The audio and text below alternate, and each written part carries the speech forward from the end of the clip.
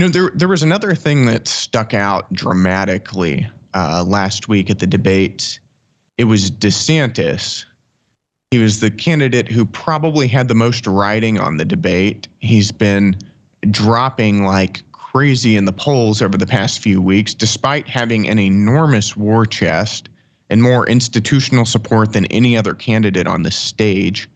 And in some ways, more institutional support than Trump. I mean, it's Fox News that's pushing DeSantis probably harder than anybody else. And so what he needed to do was dominate the debate. He needed to look presidential, decisive, unscripted, off the cuff, relaxed, likable. And he really failed on every single one of those counts. He looked unpresidential, indecisive, awkward, uncomfortable, scripted, tense, and especially at the beginning, almost lifeless. And it's amazing, too, because there's been so much promise for his campaign.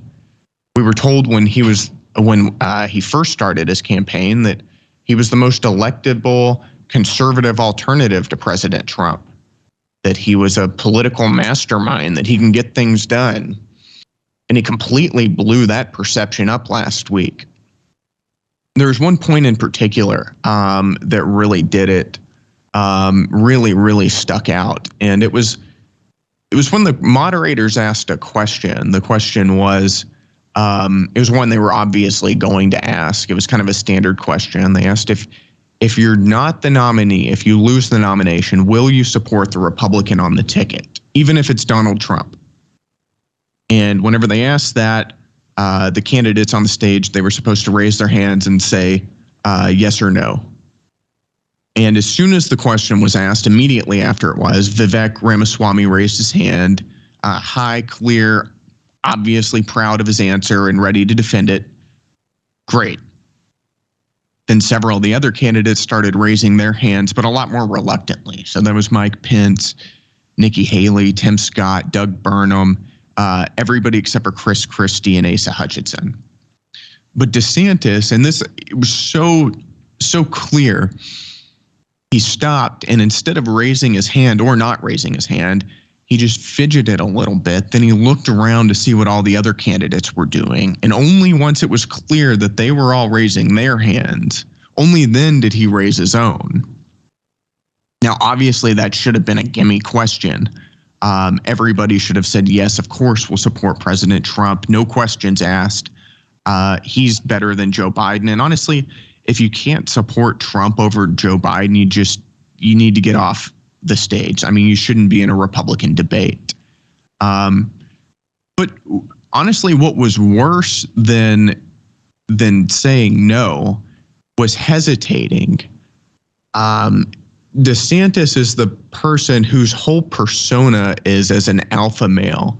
He's supposed to be decisive, somebody who can be politically effective, get things done, move the levers of power. That's how they've sort of pushed him in the campaign. That's what his supporters think of him. He's supposed to be the tough, ruthless leader. But now all of that, his entire persona that they put so much political capital into, all of that shattered, and he'll never be able to live it down, no matter how much he wants to. Because he just proved everything the Trump camp says about him, everything about him being a puppet, about him blowing with the political winds, somebody who changes his opinion based on political opportunity or polling data or what the consultants say. That's what the Trump camp has been saying about him. And DeSantis basically just proved him right.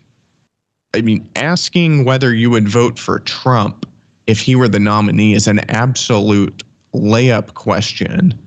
He knew it was going to get asked. It was coming for sure. And if you don't answer it right, you know it's going to be a big deal. It's something that could end your political career. And to look around and ask, kind of see what the other candidates are doing first because you're too afraid to stand out and to have your own voice and your own opinion, that's not what a leader does. That's not what a president does. That's not how DeSantis has kind of portrayed himself. And it makes it look like he can't make his own decisions, almost like he were a listless vessel. Dinesh and Debbie are on a great health journey, but they still struggle to eat enough fruits, vegetables, and fiber. Lucky for them, they discovered Balance of Nature, and what better way to get all your fruits and vegetables plus fiber than with Balance of Nature. Balance of Nature fruits and veggies are made from fresh, whole produce. Their product is powdered after an advanced vacuum cold process which stabilizes the maximum nutrient content, and their Balance of Nature fiber and spice is a proprietary blend of fiber and 12 spices for overall and digestive health. So like Dinesh and Debbie have, start your journey to better health right now. Call 1-800-246-8751 or go to balanceofnature.com to get 35% off your first preferred order by using discount code AMERICA. Again, that's balanceofnature.com or call 1-800-246-8751 and get 35% off your first preferred order by using discount code AMERICA.